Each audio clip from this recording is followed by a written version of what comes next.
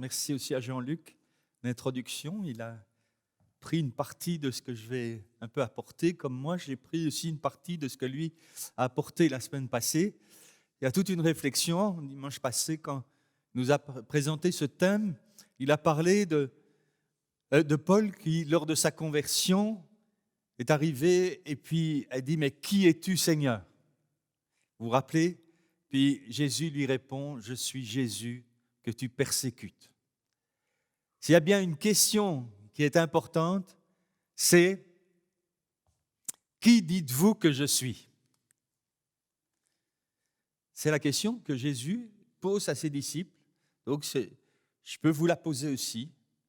Comment percevons-nous Jésus? Comment connaissons-nous Jésus? Alors, la première image, c'était... Oui, le titre d'aujourd'hui, c'est « Perdre ou gagner », c'est ça? Ou perdre ou gagner, je ne me rappelle plus. Alors, ce qui est assez étonnant, on parle de connaissance, et il y a un verset qui le dit clairement, la vie éternelle, oui, c'était tout perdre pour tout gagner, c'est qu'ils te connaissent, toi, le seul vrai Dieu, et celui que tu as envoyé, Jésus-Christ. C'est Jésus qui le dit. J'ai une fois entendu quelqu'un qui disait que Jésus ne disait jamais qu'il était le Messie. Mais voilà le verset, hein. Il dit lui-même. La vie éternelle, c'est qu'ils te connaissent, toi, le seul vrai Dieu, et celui que tu as envoyé, il parle de lui-même, Jésus le Messie. Donc, c'est très clair. C'est pas connaître la bonne église, c'est pas connaître les 12 points par cœur, c'est pas connaître les 4 lois spirituelles, c'est connaître Jésus. Et c'est vrai que Jean-Luc nous l'a un petit peu dit, on est façonné dans un type de connaissance formé par tout ce côté occidental. Puisque j'ai quand même j'avais un cours de philo, je n'aimais pas beaucoup. Et quand j'ai essayé de reprendre ça quand je suis devenu chrétien, je me suis rendu compte, c'est vrai que la philosophie grecque a voulu étudier le monde en retirant de la pensée la notion de Dieu. Donc la racine de l'athéisme se trouve dans la pensée grecque. On veut tout expliquer, mais on ne veut rien du divin. C'est comme manger une bonne frite, mais seulement ça n'a aucun goût de frite. C'est ça, la connaissance grecque, c'est une connaissance faussée, c'est une connaissance tronquée.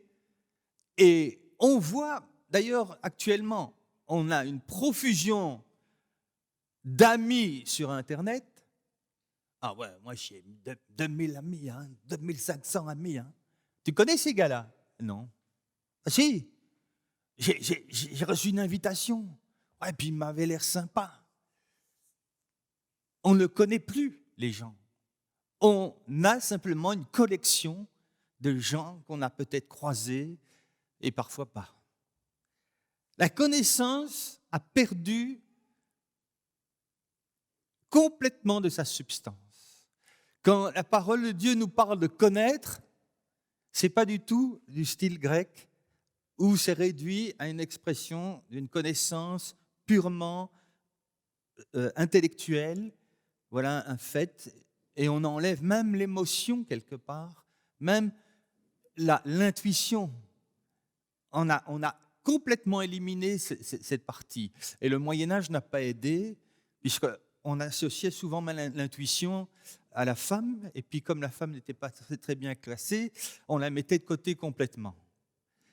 Alors que la pensée du Nouveau Testament, quand il est parlé de connaître, c'est toujours dans une relation.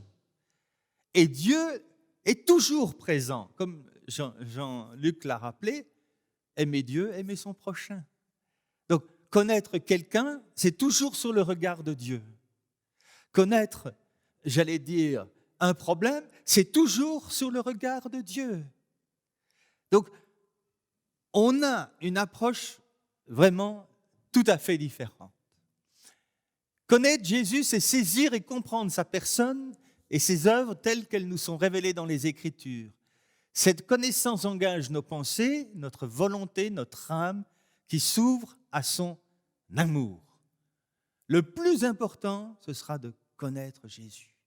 Et lorsque le commandement nous dit « Tu aimeras l'Éternel de tout, quoi ? De tout ton cœur, de toute ton âme, de toutes tes pensées, de toute ta force. » On retrouve la notion de notre volonté, de nos sentiments, de nos pensées et même de notre force.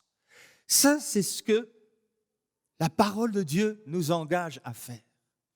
Et en étudiant cela, j'étais vraiment percuté parce que Jésus lui-même a été le premier à observer ce commandement.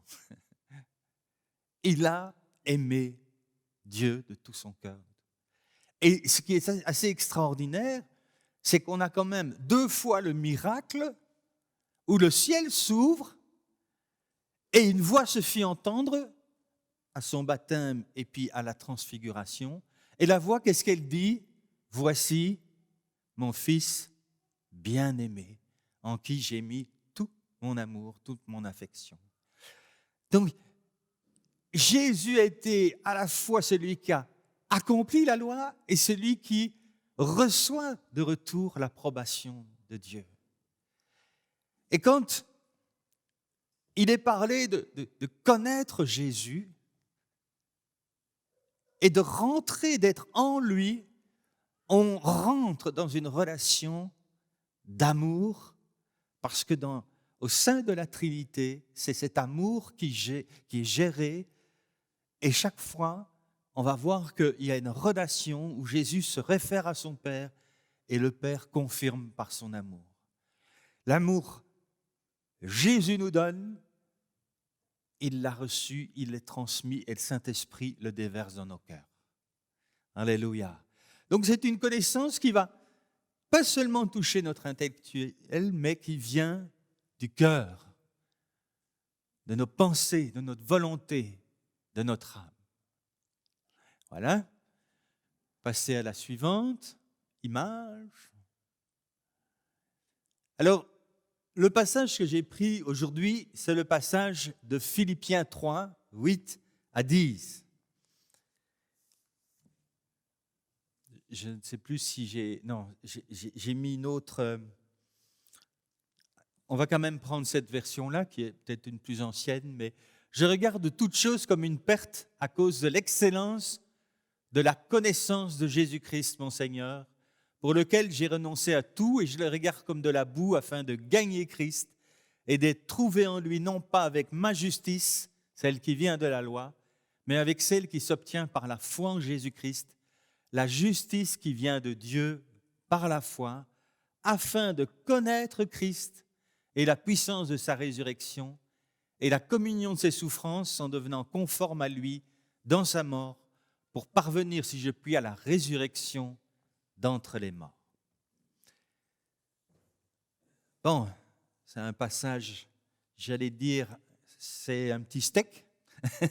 Il y a beaucoup de vitamines dans ce passage. C'est un passage qu'il faut... C'est pas juste un verset qui est facile à retenir comme Jean 3,16, mais il y a un contenu extraordinaire. On va essayer d'en tirer le maximum ce matin. On va passer à la prochaine image. Vous connaissez tous Charles Spurgeon, c'était un prédicateur en Angleterre hyper connu. Il a tenu justement des prédications qui ont tenu, il réunissait des milliers de personnes.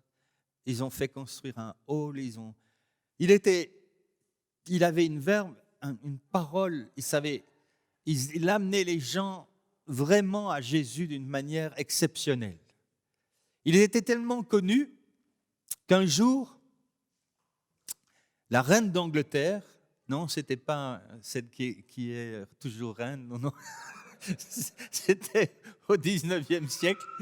Je sais qu'elle dure longtemps, celle-ci, mais c'était donc une précédente. Et elle a fait venir Spurgeon et elle a dit, mais vous êtes vraiment l'homme que je cherche et j'ai un poste, j'ai une offre à vous faire. J'aimerais bien vous avoir comme mon bras droit, mon chancelier, qui me donnera tous les bons conseils pour moi. Alors, il paraît que Spurgeon a répondu très gentiment, chère reine, j'apprécie votre offre et l'opportunité qu'elle me donne, mais je ne peux pas accepter une position inférieure à celle que j'exerce maintenant. Alors la reine est vexée. Hein. Imaginez, vous dites ça au roi. Et elle leur a dit, mais êtes-vous fou, monsieur Spurgeon? Sir Spurgeon, are you crazy? Oseriez-vous comparer votre fonction de pasteur à celle de chancelier? Et Spurgeon dit, oh, mais ma reine, vous avez tout à fait raison. Je serais fou de comparer ces deux fonctions. Car celle que vous m'offrez est de ce monde et elle aura une fin. Mais l'appel que j'ai reçu de Dieu vient d'en haut et la récompense que je recevrai sera éternelle. Je me suis dit, s'il y a bien une histoire qui illustre ce que Paul dit, c'est bien celle-là. Combien parmi nous avons dû faire des choix? Je me rappelle quand j'ai eu fini mes études de dessin d'architecture, que Dieu m'avait donné de me former et de partir au collège biblique. Pour ceux qui connaissent l'école Saint-Luc, vous recevez, tout étudiant reçoit une proposition de job. Et quand maman a vu cette lettre, elle était ravie, c'était dans la fonction publique, donc c'était le rêve d'après-guerre, devenir fonctionnaire, comme les enseignants. C'était pour une commune de Bruxelles, bien notée, enfin, c'était la place qu'elle rêvait pour son fils. Et puis j'ai dû dire à maman, écoute, j'ai à cœur de servir Dieu. Et elle a insisté, bien sûr. Et puis, comme elle avait déjà eu des frères qui étaient prêtres, mais qui avaient quitté, à un moment, elle a pleuré. Et puis elle m'a dit, mais je sais ce que ça a coûté pour tes oncles. Et elle voulait vraiment être sûre que j'ai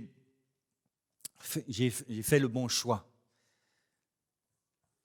Vous savez, je n'ai pas souvent vu ma mère pleurer, mais là, elle pleurait non pas sur mon péché, mais sur ma décision de suivre Jésus. Non, parce que sinon, elle aurait pleuré beaucoup, avec toutes les bêtises que j'ai faites. Un traducteur du Nouveau Testament disait « Connaître Christ, c'est le bien le plus précieux. Celui qui surpasse tous les autres, c'est de connaître et de le comprendre de mieux en mieux. » On va passer à l'image suivante. Alors, on est devant un choix, perdre ou gagner. Si vous regardez Paul, il en a beaucoup perdu. Il a perdu, mais il nous fait la description, mais ce n'est pas évident. Là, j'ai juste mis quelques petites choses comme ça, mais on va lire le passage. Mais c'est vrai que ça veut aussi dire, pour certains, perte d'argent, perte de temps, perte d'énergie. Quoi, tu veux faire ça? Tu veux le Seigneur? Et puis, on perd. Mais pourquoi le faisons-nous? Parce qu'on connaît Jésus. Une perte d'affection. Quand j'ai donné ma vie au Seigneur, j'avais plein d'amis avant. Oui, vous pouvez mettre un point avec IES. J'avais aussi. Et puis, il y en a certains, je n'ai pas dû leur dire au revoir. Ils sont venus dans ma chambre, ils ont vu mon grand poster, Jésus, le seul chemin, c'était à l'époque avec le doigt. Le gars, je me rappelle, C'était un petit révolutionnaire comme ça. Il a commencé à s'énerver sur cette affiche. Il n'est plus jamais venu chez moi. Je n'ai même pas dû lui dire, écoute, au revoir. Il était en rage parce que j'avais osé faire un poster avec Jésus, le seul chemin. Il y en a d'autres qui n'ont pas compris. Il y a eu un tri qui s'est fait. C'est vrai que je pourrais me lamenter en disant, mais oulala, c'est dur de devenir chrétien, on perd plein d'amis, on fait. Et combien de gens n'osent pas faire le pas parce qu'ils disent, mais je vais tout perdre et je ne pourrai plus rien faire. Vous savez, j'avais tellement gagné que ça n'a pas été une perte. Ce gars très gentil, on allait faire du sport ensemble, on faisait des tas de choses, mais au niveau relation, comme on dit, nada, rien. Il n'y avait rien qui m'apportait quelque chose. Et c'est comme cela avec beaucoup de gens. On a une relation, mais qui n'est pas basée sur ce triangle où Dieu a sa place, où Jésus a sa place. Moi, j'avais des tas d'engagements dans des œuvres caritatives. C'est vrai qu'à un moment, j'ai dit, OK, c'est pas que j'ai perdu ça, mais j'en ai trouvé d'autres qui allaient le remplacer. Paul est prêt à tout perdre et perd tout avantage relié à sa religion.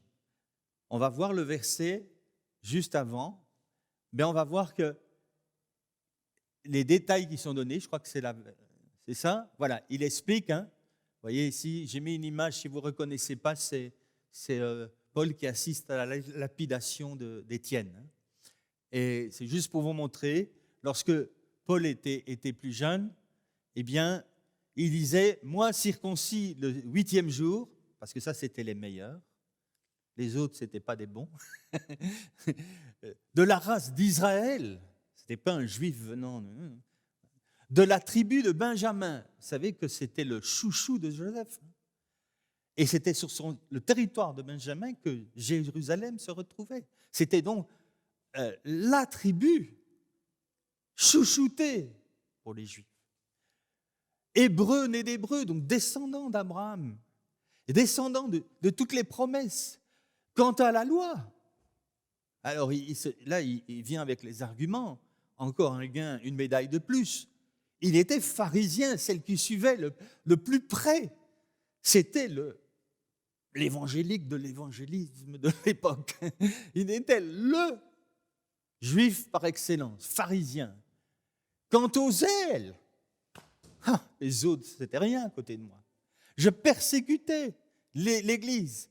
J'étais irréprochable aux yeux des autres juifs pratiquants. À l'égard de la justice, de la loi, c'est-à-dire qu'on ne pouvait pas venir dire « tu as fait quelque chose qui te rendrait injuste vis-à-vis de la loi ». Ils pratiquaient les 613 commandements que les Juifs devaient faire. Mais toutes ces choses, c'est-à-dire toutes ces gains, ces choses, ces avantages, ces choses dans lesquelles ils pouvaient se glorifier, et pouvaient dire, voilà, moi je suis un homme de valeur.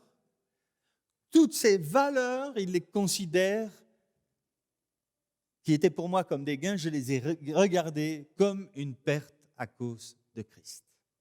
Voilà ce qu'il dit par rapport à lui-même. Oui, on va changer. Et puis alors, oui, j'ai mis 2 fois le verset, désolé. Oui, on peut aller. J'ai oublié d'effacer cette image-là parce que j'ai remis avec l'image. Alors ce matin, j'aimerais te demander, j'espère que je vais parler un peu le langage du monde. Est-ce que tu veux gagner plus ce matin? Est-ce que tu veux faire un deal, une petite affaire avec moi? Non, je suis méchant. On va en parler d'ailleurs. Mais est-ce que nous sommes prêts à tout gagner? Est-ce que nous sommes prêts à réaliser, comme on a dit, non pas avec la sagesse humaine et charnelle, Est-ce que nous sommes prêts à réaliser que nous avons tout à gagner en Jésus? J'avais trois mots, enfin trois choses qui me sont parues évidentes. C'est d'abord, en connaissant, j'ai dit mieux, je ne sais pas si le mot mais c'est peut-être parce que j'ai l'impression que beaucoup de chrétiens connaissent Jésus d'une manière superficielle ou d'une manière un peu à la méthode Facebook ou comme les Grecs. C'est-à-dire qu'on dit connaître Jésus. Hier, j'étais pour réparer ma voiture et puis j'avais été accueilli chez un vendeur de pièces d'occasion par un jeune, et vraiment très sympa. Il m'avait déjà servi, il m'avait dit « je vais te retenir ces pièces ». Enfin, vraiment, j'ai dit « mais ce gars pourrait être chrétien ». Vraiment, son contact. Et donc, hier, pendant qu'il me réparait, je priais. Et à un moment, on avait dû reporter. Puis j'arrive et j'ai dit « oui, mais j'ai demandé qu'il ne pleuve pas aujourd'hui ». Je commençais à mettre les choses. Et puis, j'ai dit, et je suis arrivé, il pleuvait. Et il avait peur, parce qu'il n'a que sa cour pour réparer la voiture. Et quand il a commencé, il a arrêté de pleuvoir. Donc j'étais déjà un petit peu, j'ai dit « Seigneur, merci, hein. » C'était super. Donc ça a été une petite occasion de témoigner comme ça. Et puis, c'était sympa. Puis je lui ai dit, tu sais, écoute, on ne se connaît pas, mais voilà, je suis pasteur et on a l'habitude de se dire que Dieu te bénisse, parce que bon, ta personnalité, ta gentillesse, ta serviabilité m'a frappé. Et alors j'ai dit, je ne sais pas si tu es chrétien. Et là, il s'est ouvert, il a continué à parler, il commence à dire, il ne s'est jamais vraiment passionné pour ça, mais il n'a jamais vraiment cherché beaucoup plus loin, mais il n'est pas contre. Et donc, c'est l'occasion de lui donner quelques paroles. Et donc, voilà l'image de quelqu'un. Je me dis, mais ce gars, je pense que le Seigneur peut le toucher. Il m'a expliqué qu'il est né avec une malformation dans l'oreille et qu'on a dû lui faire une opération pour qu'il puisse entendre de l'oreille gauche avec la résonance de son os du cerveau. Et le fait qu'il n'entendait pas en tant qu'enfant, ça l'a rendu timide. Et donc, et que là, depuis l'opération, il s'ouvre et on sent qu'il s'occupe, il aime s'occuper des gens. Donc, c'était super. Je dis, écoute, je crois que c'est super de voir que tu as des projets, que tu aimes ce que tu fais, parce qu'il m'a dit plusieurs fois qu'il aimait son travail. Et j'ai dit, moi, je veux te bénir. Voilà quelqu'un qui connaît, mais de très loin, Jésus. Très loin. Et je priais après, je disais, Seigneur, révèle-toi. Et puis, que tu mettes sur son chemin d'autres chrétiens, ou peut-être que je puisse le revoir pour qu'il puisse savoir vraiment qui est Jésus. Donc, tu veux gagner plus? Prends du temps avec Jésus et lis. Le pasteur nous a rappelé l'importance de louer le Seigneur. Prenons du temps pour louer le nom qui est au-dessus de tout nom, le nom de Jésus. C'est Jésus le nom qui est élevé au-dessus de tout nom. Prends du temps pour connaître cet amour. Il y a ce passage où Paul va prier pour cela aussi. Et là, j'avais aussi prévu le verset que Jean-Luc a cité. Oui? La prochaine dia nous parle. Il y a un exemple que pour gagner, il faut perdre. Vous vous rappelez de Moïse? Je crois que je l'ai déjà cité, mais j'aime énormément cela. Où il est dit que c'est par la foi que Moïse, devenu grand, refusa d'être appelé fils de la fille de Pharaon, aimant mieux être maltraité avec le peuple de Dieu que de jouir pour un temps de la jouissance du péché. Il regardait l'opprobre de Christ, nous dit-il, le passage, comme une richesse plus grande que tous les trésors de l'Égypte, car il avait les yeux fixés sur la rémunération. Encore le même exemple que Paul, le même exemple que ce pasteur très connu. Il refuse les richesses, les bienfaits que ce monde de pensée d'aujourd'hui, qui est basé en Occident particulièrement sur un monde sans Dieu, sans valeur, nous offre. Il a choisi le peuple de Dieu. Oui, mais ils sont terribles, ce peuple. Ils vont se révolter, ils vont adorer le veau d'or. Mais Moïse, réfléchis avant de t'engager. Mais tu ne te rends pas compte, mais l'Église aujourd'hui, mais elle a encore plein de défauts, elle n'est pas encore parfaite. Oui, mais elle a fait le bon choix, celui de connaître Jésus, de le connaître et de grandir dans cette connaissance. Parce que ça aussi, c'est un chemin important. Prochaine dia.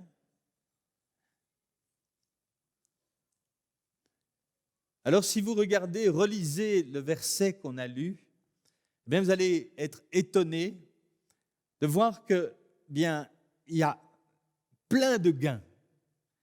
Et si vous regardez bien, la première chose que Paul dit, je regarde ça comme de la boue, je regarde ça comme une perte. Je suis prêt à tout perdre pour gagner Jésus, pour gagner Christ. Donc, c'est même pas un choix, j'allais dire. Là, il y a un trésor éphémère qui brille, qui sent bon et qui tout le monde est hypnotisé par cette richesse. Et Paul se rend compte,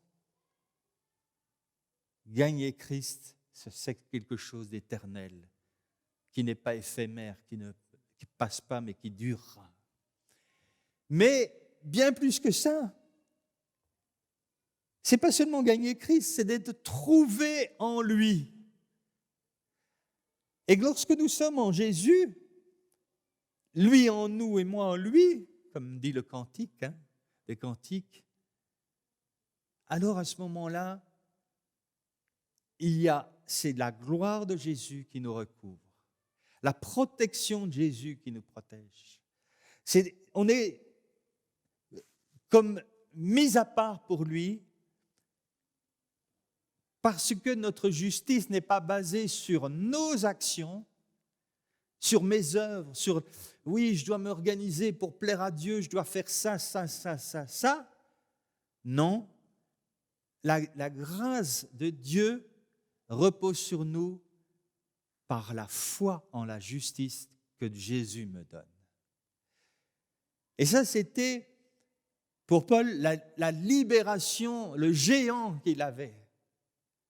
Lui qui pouvait dire « j'étais irréprochable » aux yeux des Juifs, des meilleurs, il a dû être libéré de cette mentalité de faire pour être agréable. Et il a vraiment pu dire « maintenant je suis agréable par la foi en Jésus ».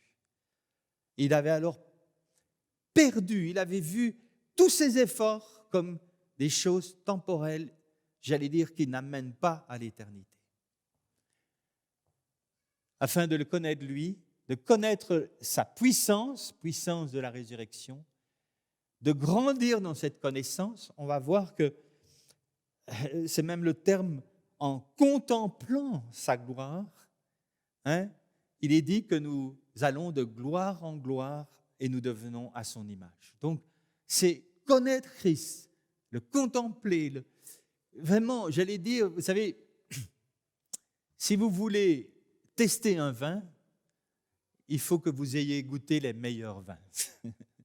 Si vous ne buvez que de la piquette, j'espère qu'il n'y a pas trop de Français ici, mais il peut y avoir aussi de la piquette en Belgique, mais vraiment le petit vin de France, là, eh bien, vous allez être habitué à boire du petit vin de France. alors votre goût va pas trouver d'autres vins exceptionnels. Mais le jour où vous goûtez le meilleur vin, là, à ce moment-là, vous ne l'oublierez pas et puis vous direz, celui-là, il était quand même meilleur, celui-là. Et donc, c'est en nous approchant de Jésus que notre goût, notre vie va prendre un goût différent. Notre vie va ressembler à celui avec lequel je me rapproche et que je connais. Si je connais Jésus, si je le laisse vivre en moi, ma vie va transpirer de Jésus. Oui, on va aller plus loin. Oui, j'ai pas mis l'image, mais sur Facebook, il y a parfois comme ça des petites images. Et puis l'autre jour, on voyait 5 chevaliers de l'Apocalypse. Vous savez qu'il y en a 4 dans l'Apocalypse. Puis il y en avait un 5e qui était la mauvaise connaissance. C'était en anglais, mais c'était les fake news, quoi. Et on présentait ça comme le cinquième grande, plaie pour le monde. C'est qu'on maintenant, on est ouvert à toutes sortes d'informations complètement inutiles, fausses. Et je dirais, c'est la même. Je dirais, c'est pas un fléau de l'Apocalypse pour moi. Si je dois le placer, je dirais, c'est la conséquence de Babel. Quand Dieu sépare les paroles, on ne se comprend plus. La mauvaise connaissance, les fausses choses qu'on comprend mal, ça vient de l'orgueil humain et ça a toujours existé. Et c'est ce système-là que Jésus va détruire en Apocalypse, en détruisant la Babylone. Mais c'est vrai qu'il y a une connaissance qui peut paraître chrétienne, mais quand vous vous rendez compte, elle n'est pas, c'est une connaissance charnelle. Et Paul le dit clairement, nous ne connaissons plus Christ selon la chair.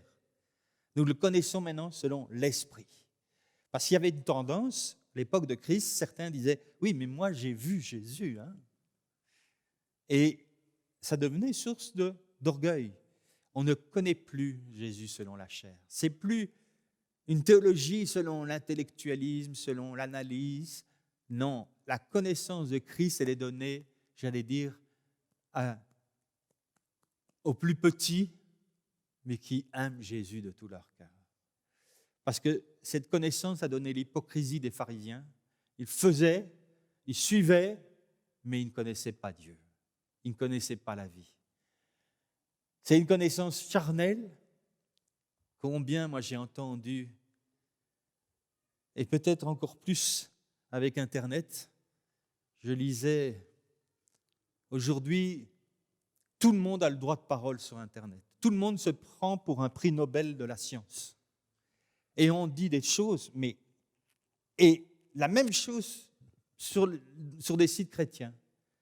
On trouve des pensées charnelles à la pelle. Mais j'ai reçu une révélation, bien sûr. Ce que je dis, c'est ce qui est vrai. Ça, c'est une connaissance charnelle. La véritable connaissance, elle est dans une relation. Elle est reçue et elle transparaît dans nos vies. Bien sûr, c'est une connaissance vide, comme Jean-Luc nous l'a encore précisé. Oui ?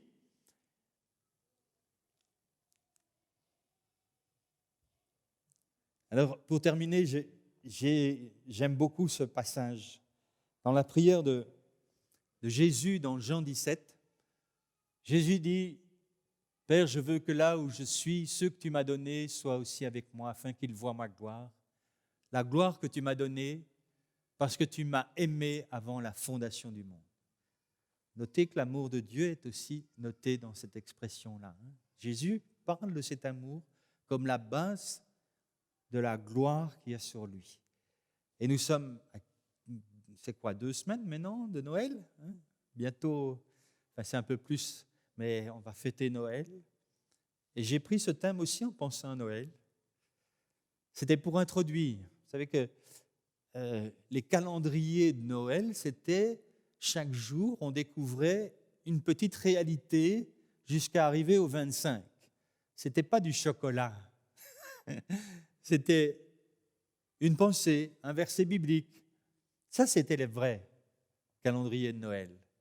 Maintenant, quand je vois qu'il y a une bouteille à chaque jour, je me dis, le 25, vous êtes tous à l'hôpital, hein, avec une cirrhose de foie. Non, revenons sur la véritable préparation de Noël. Certains disent, oh, mais c'est païen. Écoutez, c'est la gloire de Dieu qu'il soit venu au milieu de nous. Vous trouvez ça païen? Oh, mais ce n'est pas en décembre. Ben alors fais-le un autre moment. Tu ne le fais jamais. Arrêtez, quoi. On s'est mis d'accord sur une date. Les orthodoxes, c'est le 6 janvier. Ils le vivent le 6 janvier. Mais fêtons Noël, j'allais dire, en relation avec les autres. Je ne parle pas du Noël commercial, je parle de vraiment relire des passages, nous préparer, parce que tu peux mettre l'image suivante, on va voir que la gloire de Dieu, c'est qu'une introduction ici. Hein. Cette gloire qu'il avait dès le commencement, Jésus avait déjà toute la gloire. Mais pourquoi il est venu alors? Ben c'est ça aussi, les mystères de sa gloire. Puisque Dieu ne change pas, il avait déjà tout. Qu'est-ce qu'il allait rajouter à sa gloire? Et on le voit. La gloire de Jésus s'exprime dans son existence éternelle, dans sa venue sur terre comme un simple homme. Moi, j'ai commencé à lire des choses, mais je me suis dit, mais comment est-ce que Dieu peut rejoindre l'intemporalité dans un temps? Comment la perfection dans un monde pécheur? Comment est-ce qu'il a pu mettre ça ensemble? Comment il a pu mettre celui qui est tout puissant devenir un enfant tout faible? Comment ce mélange peut se faire si ce n'est que parce que l'excellence du nom de Jésus, vous savez ce que ça veut dire l'excellence? C'est la chose la plus haute. C'est à cause de l'excellence de la connaissance de Jésus que Paul était prêt à voir tout ça comme de la boue. Revenons. Là, je suis en train de lire là, sur l'incarnation, mais c'est génial. C'est quelque chose qu'on a besoin de rappeler chaque année, qu'on a besoin de fêter. Je laisse Jean-Luc, ceux qui vont prêcher à Noël, mais tout ce qu'il a fait est entouré de sa gloire, son ministère. Il vient pour glorifier le Père et le Père le glorifie au travers.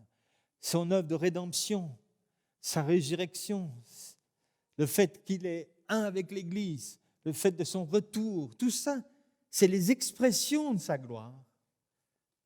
Et là, on peut prendre des dimanches pour étudier sa gloire.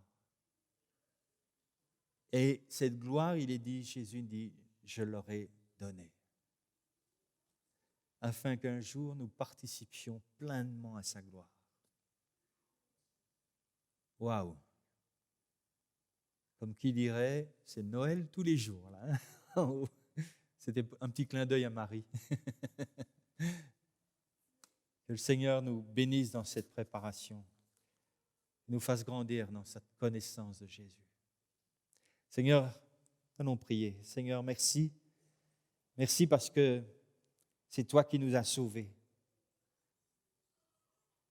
Et dans ta prière, tu pries pour l'Église, tu pries pour chacun de nous. Tu pries pour ceux qui vont partager ta gloire. Tu pries pour ceux qui vont être prêts à tout abandonner, renoncer à tout gain de ce monde pour gagner Christ, pour gagner cet honneur de participer à la gloire de Christ. Seigneur, nous sommes rien, nous ne méritions rien. Et ce matin encore, tu viens nous dire, voici le cadeau de Noël le plus extraordinaire que je vous ai fait. Seigneur, nous voulons te dire que durant cette période de Noël, nous puissions nous rapprocher de toi, individuellement, mais aussi en Église. Je te demande que nous puissions grandir, comme Paul le dit, qu'il intercède envers nous, envers le Père, afin que nous grandissions dans la connaissance de cet amour, un infiniment grandeur de cet amour. Seigneur, nous avons besoin à mieux te connaître, à mieux réaliser cet amour, afin d'être, j'allais dire, les dépositaires de cet amour, de cette gloire, de cette bonne nouvelle aujourd'hui pour le monde. Nous voulons quitter nos clichés évangéliques, nous voulons quitter nos formules toutes faites pour vraiment aimer, pour vraiment être en Jésus. Non pas être dans une connaissance ou dans une théorie, mais dans la pratique, vivre pour Jésus. Merci Père. Merci de bénir chacun, nos familles. Je te prie Seigneur pour ceux qui sont à la maison, qui sont peut-être protégés à cause de la maladie. Merci de garder nos frères malades qui ont été opérés, en soins tenus particulièrement. Merci Seigneur, mets ta main sur chacun de nous, sur nos familles, tu les gardes dans le nom de Jésus. Amen. Que le Seigneur vous bénisse.